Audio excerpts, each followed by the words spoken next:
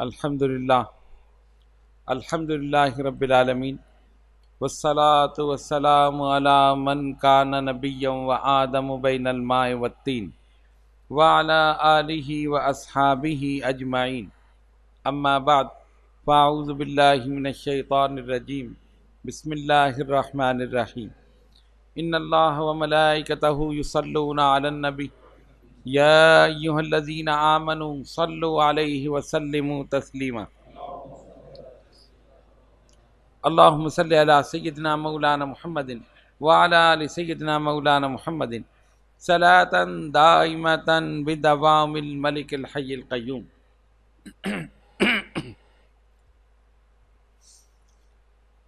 आज की हमारी इस रूहानी तरबियती नशिस्त का नाम है कामयाबी।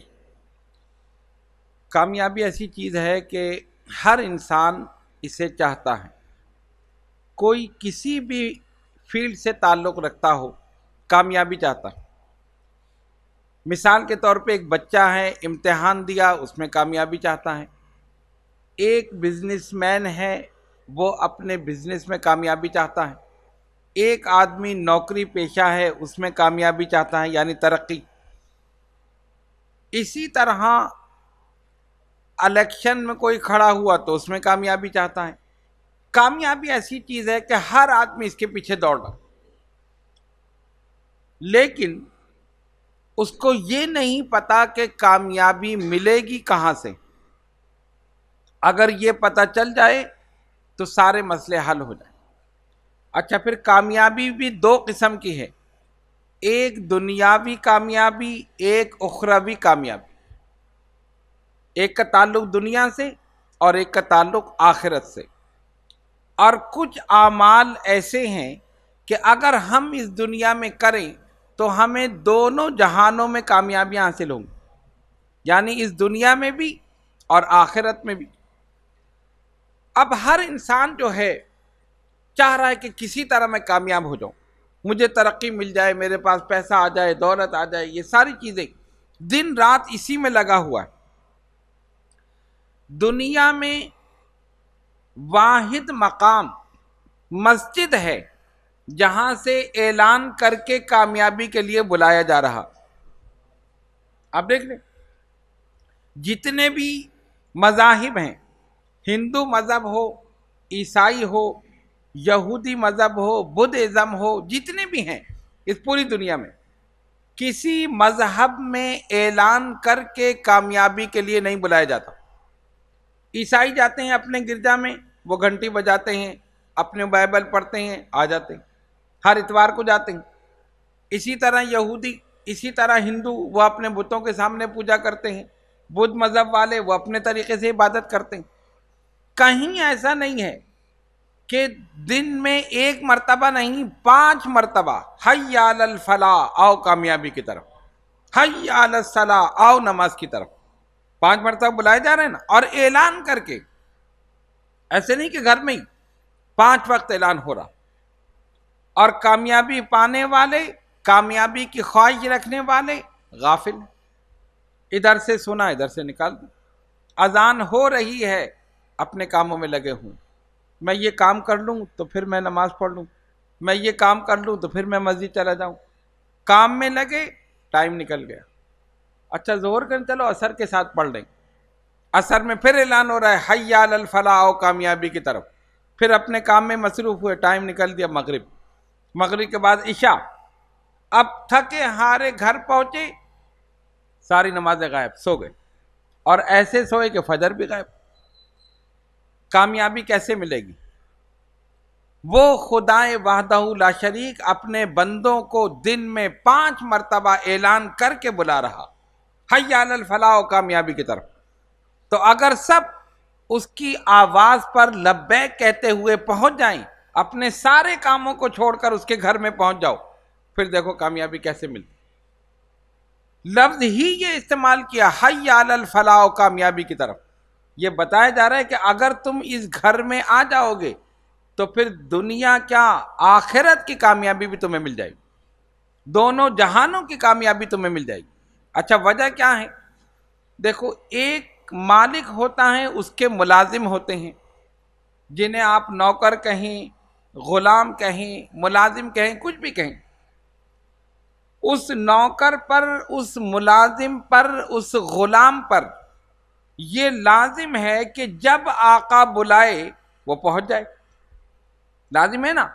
अब आप इसकी मिसाल समझें, आपने किसी को नौकर रख लिया, आप सेठ हैं, आपकी दुकान है, उसमें मुलाजिम काम कर रहे हैं, या घर में मुलाजिम काम कर रहे हैं, आपने आवाज दी, नहीं आया, क्या होगा?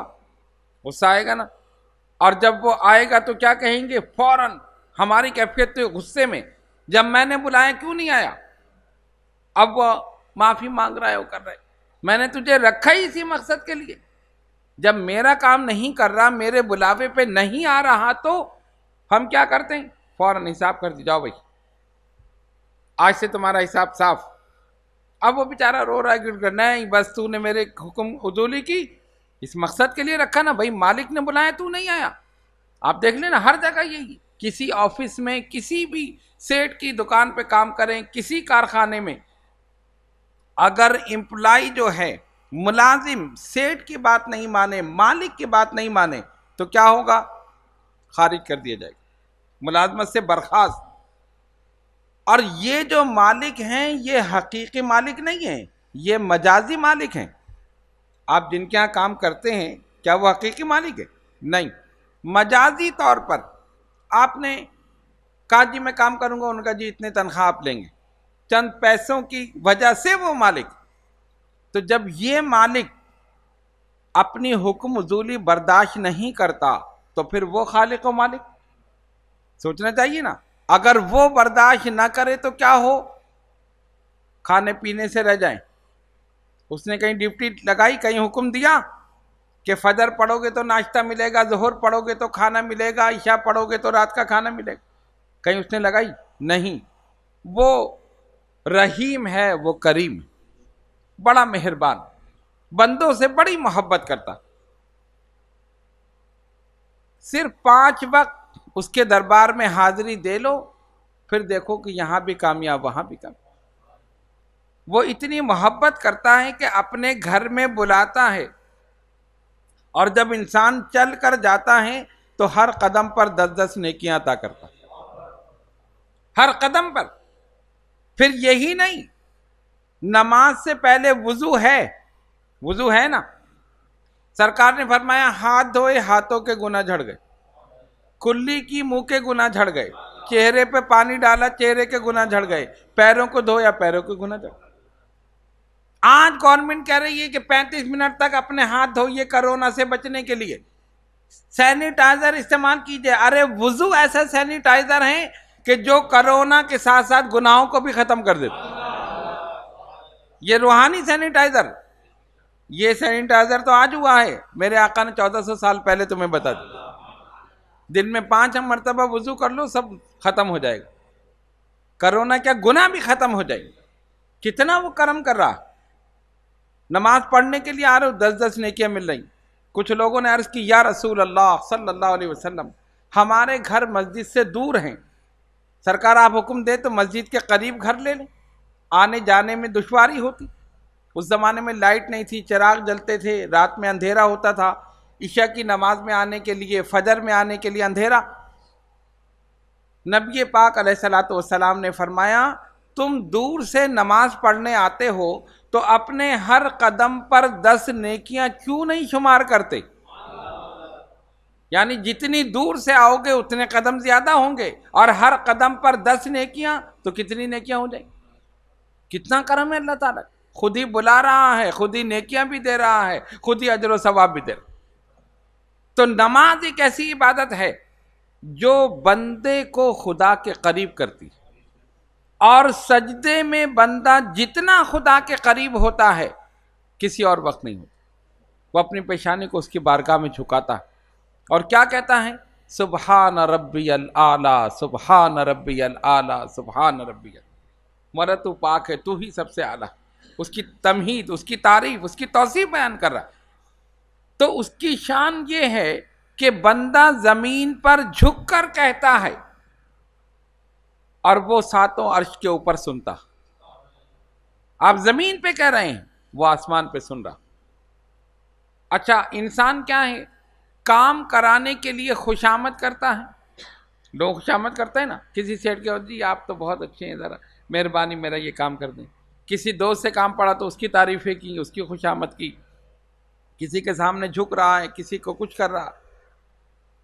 इन सब के सामने झुकने के बजाय एक खालिक और मालिक के सामने झुक जाओ बस। कहते ना, वो एक सजदा जिसे तू गरा समझता है, हजार सजदे से देता है आदमी को निजात। हजारों के सामने झुकने के बजाय एक खालिक और मालिक के सामने झुक जाओ, जरूरत ही नहीं। जब उसके सामने झुक गए, और जो उसके सामने झुकता है वो हर जगह सर बुलंद रहता, और जो उसके सामने नहीं झुकता वो हर एक के सामने झुकता है। सेठ के सामने झुक रहा है, मालिक के सामने झुक रहा है, अफसर के सामने झुक रहा है। और जो खालिक और मालिक के सामने, हकीकी मालिक के सामने झुकता है, उसको फिर किसी के सामने झुकने की जरूरत।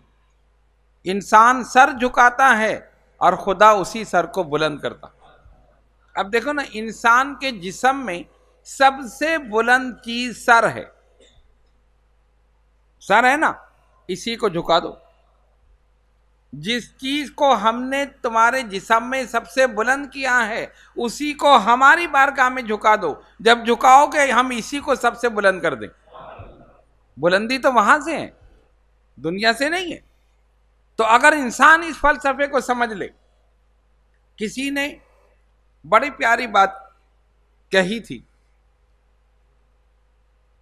बुजुर्गों के जो मलफूजात होते हैं ना, जो उनकी जबान से अल्फाज निकलते हैं, दिलों पे असर करते हैं। क्यों? इसलिए कि उनकी जबान से अल्लाह ताला हिकमत के चश्मे जारी कर देते। जब वो अपनी जबान को झूठ से, गीबत से, चुगली से, दिल आजारी से, हर चीज से रोक लेते हैं, और हम वक्त इस जबान को अल्लाह और उसके रसूल सल्लल्लाहु अलैहि वसल्लम के जिक्र में मशगूल रखते हैं, तो जब फिर बोलते हैं तो उनकी जबान से हिकमत के चश्मे जारी हो जाते। बड़ी प्यारी बात कही एक बुजुर्ग ने, बड़े गौर से सुने। फरमाया, जब मैं चाहता हूं कि अल्लाह से बातें करूं तो मैं नमाज पढ़ता हूं, और जब मैं चाहता हूं कि वो मुझसे बातें करे तो मैं कुरान पढ़ता हूं। जब मैं उससे बात करना चाहता हूं तो मैं नमाज पढ़ता हूं, और जब चाहता हूं वो मुझसे बातें करे तो मैं कुरान पढ़ता हूं।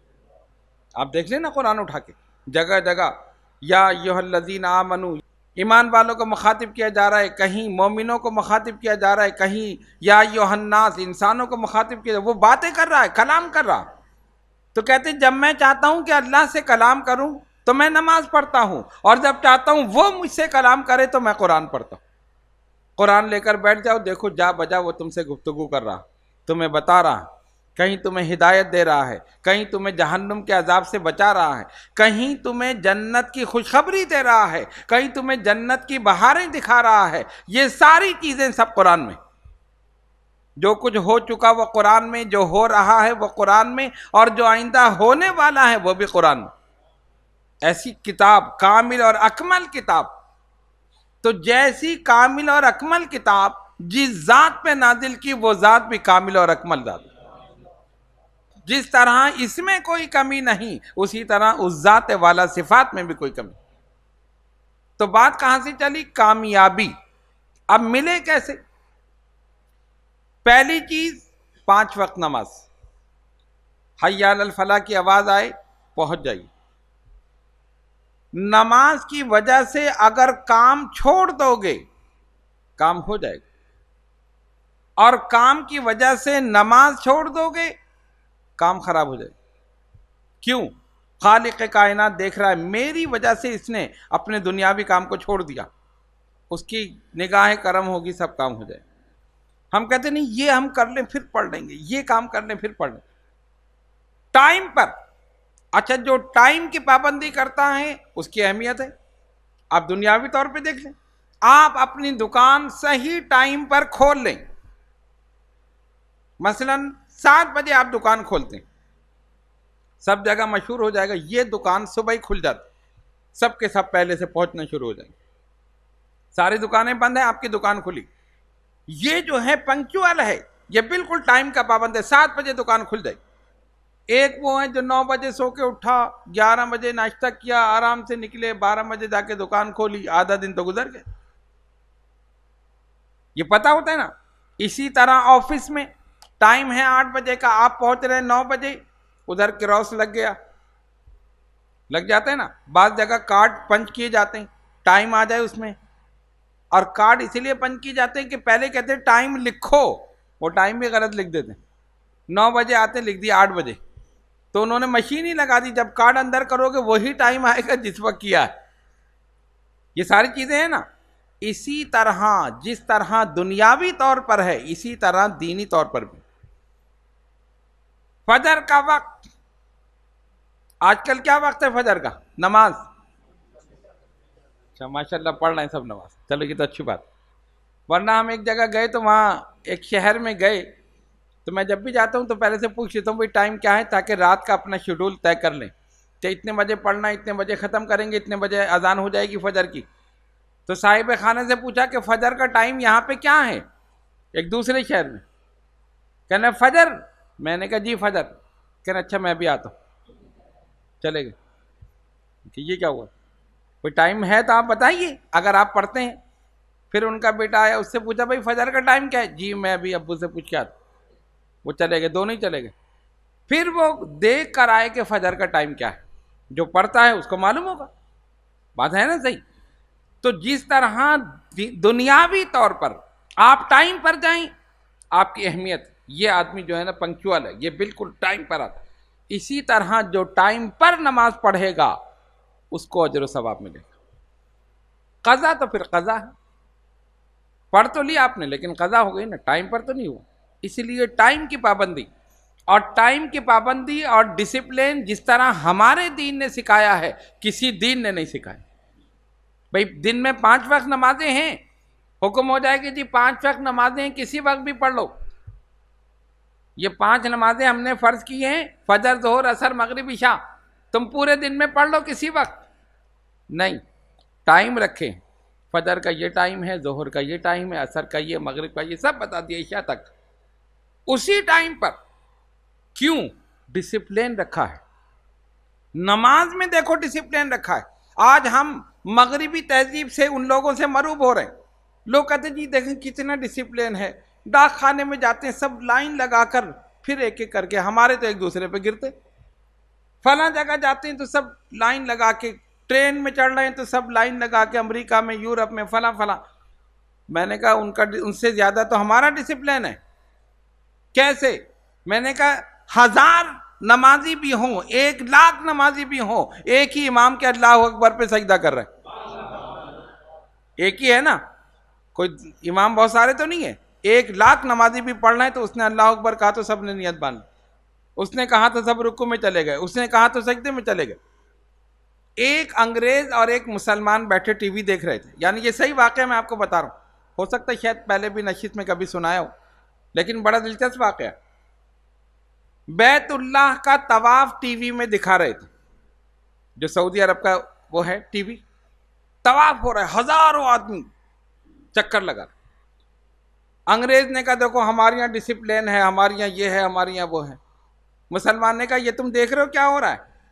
उसने कहा क्या हो रहा है? कहा ये एक इमारत है ना, इसके चारों तरफ लोग घूम रहे हैं, तवाफ कर रहे हैं, इनको कितनी देर में रोका जा सकता है? उसने कहा इनको रोकने में तो बहुत देर लगेगी। भाई 1000 आदमी यूं चक्कर लगा रहे हैं तो एक एक को रोकना पड़ेगा, ठहर जाओ ठहर जाओ, रोकना पड़ेगा। कितनी देर? हाँ बहुत देर लगेगी। मुसलमान ने कहा 1 मिनट लगेगा, सिर्फ 1 मिनट। तो कैसे? कहना अभी देखते रहो, अजान का टाइम होने वाला था। जैसे ही टाइम हुआ, आवाज आई अल्लाह अकबर, सबके सब अपनी जगह बैठ। कहना ये हमारा डिसिप्लिन। हैरान रह गया। तो डिसिप्लिन तो इस्लाम ने दिया है, टाइम की पाबंदी इस्लाम ने दी है। हम टाइम को ज़ाया कर रहे हैं, हम अपने दीन के खिलाफ अमल कर रहे हैं, तो फिर परेशानियां ना हो तो क्या हो? हम उनकी तारीफ करें जी वो ऐसे चलते हैं, वो ऐसे चलते हैं, वो तो हमारी चीज़ें उन्होंने ले ली और हमने छोड़।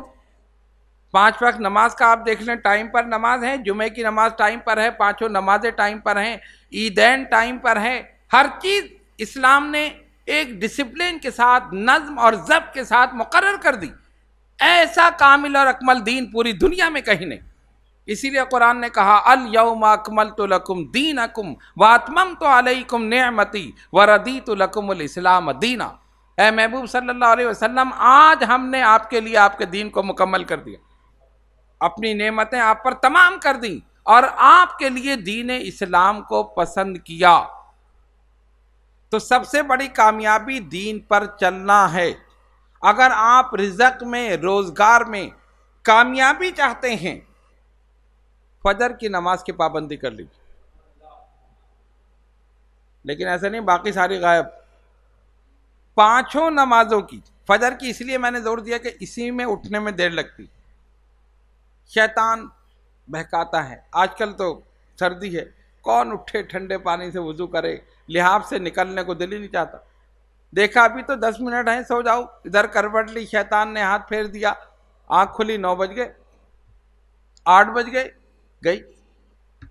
इसलिए जब आवाज आए उसी वक्त उठ जाइए, अपने विल पावर को इस्तेमाल करके खड़े हो जाइए, ठंडे पानी से वुजू करके खड़े हो जाइए, फिर देखो कितनी रहमतें बरकतें नाज़िल होंगी। तो मुसलमान जो है वो अल्लाह की इताअत और फरमा बरदारी के लिए हमा वक्त तैयार रहता है, उसको सोचने की जरूरत नहीं पड़ती।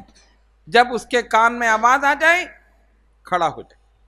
किसी ने बड़ी प्यारी बात कही थी।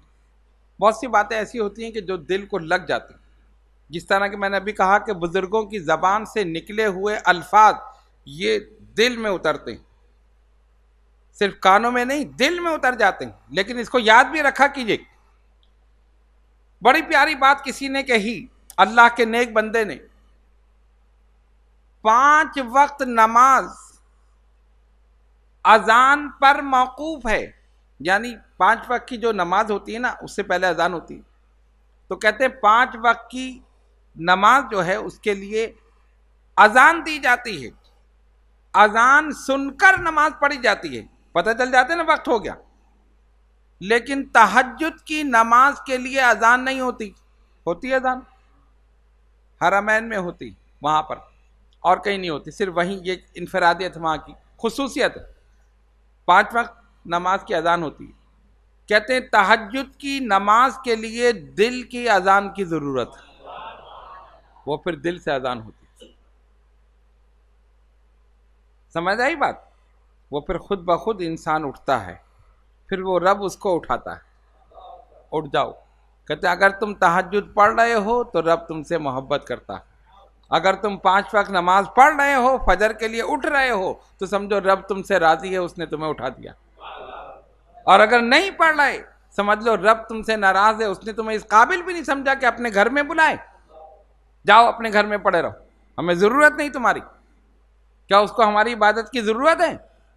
जब हम नहीं थे तब भी तो था, तब भी उसकी वही शान थी, जब कायनात खत्म हो जाएगी तब भी वही शान।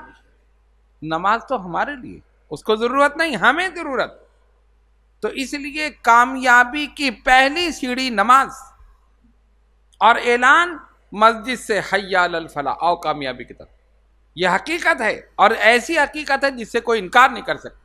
अगर 5 वक्त नमाज हर आदमी टाइम पर पढ़ ले, आधी से ज्यादा परेशानियां खुद ब खुद दूर हो। आप करके देख लें अमल। और इंसान चाहे तो कर सकता है, कहते नहीं उठा नहीं जाता, फजर के वक्त उठा नहीं जाता। तो मैं अक्सर मिसाल यही देता हूं कि फजर के वक्त अगर फ्लाइट हो तो उठा जाएगा? मेरी फ्लाइट ना निकल जाए, टाइम देख रहे हैं, फ्लाइट ना निकल जाए। क्यों? फ्लाइट निकल गई तो दुनिया का नुकसान है, टिकट, पैसा, ये सब जाया होगा ना, टिकट जाया हो गया, पैसा जाया हो गया, दुनियावी नुकसान। तो फ्लाइट मिस हो जाए तो दुनियावी नुकसान, और फजर मिस हो जाए तो दीन का नुकसान।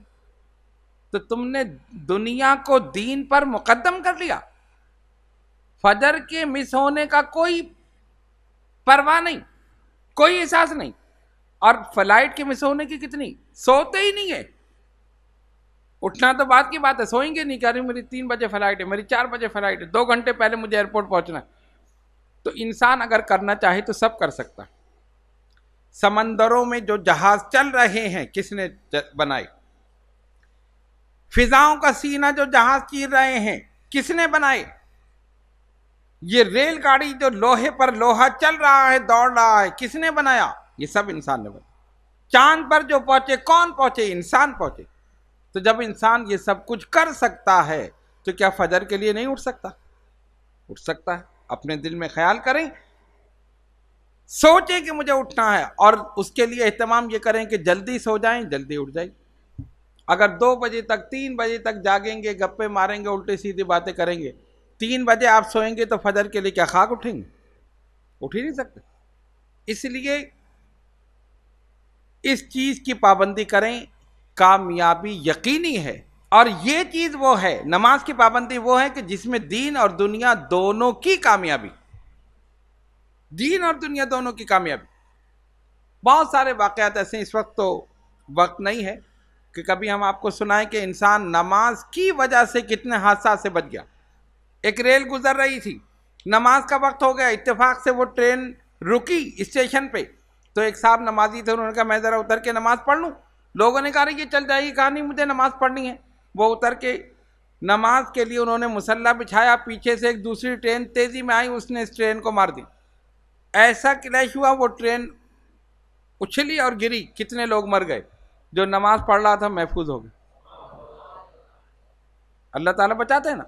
उसकी नमाज के लिए, उसकी इबादत के लिए अगर काम करोगे, कितने हादसा से बचा लेगा, कितनी परेशानियों से बचा लेगा। आप सिर्फ इतना ही देख लें कि नमाज के लिए जब आप वुजू करेंगे, आप गुनाहों से तो वैसे ही पाक हो, तो जब 5 वक्त वुजू करेंगे और 5 वक्त इस तरह गुनाह झड़ेंगे तो पाक और साफ। और इसी में अगर मौत आ गई तो साफ सुथरे अल्लाह की बारगाह में पहुंच। कितना बड़ा करम है अल्लाह ताला। तो मैं पूरे दावे के साथ कहता हूं कि जो इंसान 5 वक्त नमाज पढ़ता है और उससे पहले सुन्नत के मुताबिक वुजू करता है, इंशाअल्लाह कोरोना उसके करीब भी नहीं आ सकता। ये तो कहते हैं ना 20 सेकंड तक धो, हमारे आका ने। और मुसलमान तो 11 दफा धोता है, 5 मरतबा नमाज में, और नाश्ते में, खाने में, रात के खाने में, पहले और बाद, कितने हो गए? तो 11 मरतबा जो हाथ धोएगा, कोरोना का बाप भी नहीं आएगा उसके पास। तो अपने दीन पर अमल करो, सारी बीमारियां दूर हो जाएंगी। अमल करने में ही आफियत है, अमन है, बीमारियों से हिफाजत है, परेशानियों से हिफाजत है। तो ये तो गुनाहों को भी वो कर देता है। तो इसलिए हमें चाहिए। अच्छा, फिर दूसरी बात ये है, बस आखिरी बात करके मैं अपने गुफ्तगू ख़त्म करूं, कि ज़ौक़ और शौक़ के साथ पढ़िए। यानी ये ना सोचे कि माज़अल्लाह कोई हमारे ऊपर एक बोझ है, जल्दी जल्दी सजदा किया और उसके बाद लपेट दिए जाके पढ़ गए। नहीं, इत्मीनान के साथ, सुकून के साथ, मैं अल्लाह की बारगाह में हाजिर हूँ, मैं अपनी गुजारिशात अल्लाह की बारगाह में पेश कर रहा हूँ, मैं गुनाहगार, अल्लाह ने मुझे तौफीक दी, मैं उसकी बारगाह में खड़ा हो गया। मैं कैसे खड़ा होता? मैं गुनाहगार, लेकिन ये उसका करम है, उसने मेरे घर से उठाया और अपने घर में बुलाया, और अपने घर में बुलाकर अपनी बारगाह में खड़ा कर दिया। ये महज उसका करम। इस तरह सोच कर शौक से आप नमाज पढ़ें, फिर देखें वो कितनी रहमतें नाजिल फरमा, कितनी बरकतें। तो आज का मौजू कामयाबी, और कामयाबी की सबसे पहली सीढ़ी 5 वक्त नमाज है। आप ये कर लीजिए, इंशाअल्लाह आधे से ज़्यादा परेशानियां दूर हो जाएंगी, कामयाबी खुद ब खुद आपके कदमों में आ जाएगी। इसलिए कि कामयाबी देने वाली ज़ात अल्लाह तबारक व तआला। जिन घरों में 5 वक्त नमाज पढ़ी जाती है, उन घरों से बीमारियां, परेशानियां खुद ब खुद दूर हो जाती। हम खुद करके देख लें, आप देख लें, सारी परेशानियां दूर हो जाएंगी। अल्लाह की रहमतें घर में नाजिल होंगी, बरकतें नाजिल होंगी, रिज़्क़ में बरकत होगी, रोज़गार में तरक्की होगी। सिर्फ ये काम करके देखें। वावेला है, मैं परेशान हूँ, मैं ये हूँ, मैं वो हूँ, पता चला घर में एक फ़र्द भी नमाज नहीं पढ़ता। तो जब उसके सामने झुकोगे नहीं तो वो कैसे करम करेगा? वो रिज़्क़ में बरकत कैसे देगा? अरे ये तो उसका करम है कि तुम नहीं झुक रहे तब भी रिज़्क़ दे रहा है। अगर वो रिज़्क़ खींच ले, रिज़्क़ रोक ले, तो क्या करोगे? नहीं, वो बड़ा करीम है, वो फिर भी दे रहा। लेकिन फ़र्क यह है कि बरकतें छीन लेता है, बरकतें नहीं देता। पैसा आ रहा है, इधर आया उधर निकल गया, उधर आया उधर निकल गया, यह हकीकत। तो अगर हम तमाम मुसलमान इस पर अमल करें तो इंशाअल्लाह ताला दुनिया में भी कामयाबी है, आखिरत में भी कामयाबी है। अल्लाह तबारक व तआला हम सबको अमल की तौफीक अता फरमाए। आइए दुआ करें, अल्लाह रब्बुल आलमीन हमारे सगीरा व कबीरा गुनाहों को माफ़ फरमा। या अल्लाह हमारी नमाज़ों को कबूल फरमा। या अल्लाह हम सब को खुशू और खुजू के साथ नमाज़ पढ़ने की तौफीक अता फरमा। ज़ौक़ और शौक़ के साथ अपनी इबादत करने की तौफीक हमें अता फरमा। इलाहुल आलमीन अपना करम फरमा, अपना रहम फरमा, अपने नबी सल्लल्लाहु अलैहि वसल्लम की सच्ची मोहब्बत हमारे दिलों में पैदा फरमा। इसी मोहब्बत में ज़िंदा रहें और इसी मोहब्बत में मौत अता फरमा। इलाहुल आलमीन ये तमाम हज़रात और ख़वातीन जो दूर दराज मकामात से इस नशिस्त में शिरकत के लिए हाजिर हुए, मौला इन सब की हाज़िरी को कबूल फरमा। इन सब पर अपनी रहमतें बरकतें नाजिल फरमा। इनके इल्म में, अमल में, उमर में बरकत अता फरमा। इन सब के रोज़गार में तरक्की अता फरमा। इनकी ज़ाहिरी, बातनी, रूहानी, जिस्मानी बीमारियों को, परेशानियों को हमेशा हमेशा के लिए दूर फरमा। इन्नल्लाह व मलाइकतहु युसल्लूना अलन नबी या अय्युहल्लज़ीना आमनू सल्लु अलैहि व सल्लिमू तस्लीमा। अल्लाहुम्मा सल्लि अला सय्यिदिना मौलाना मुहम्मदिन व अला आलि सय्यिदिना मौलाना मुहम्मदिन सलातन दाइमतन बिदवामिल मलिकिल हय्यिल क़य्यूम। सुब्हान रब्बिका रब्बिल इज़्ज़ति अम्मा यसिफून व सलामुन अलल मुरसलीन वल्हम्दुलिल्लाहि रब्बिल आलमीन।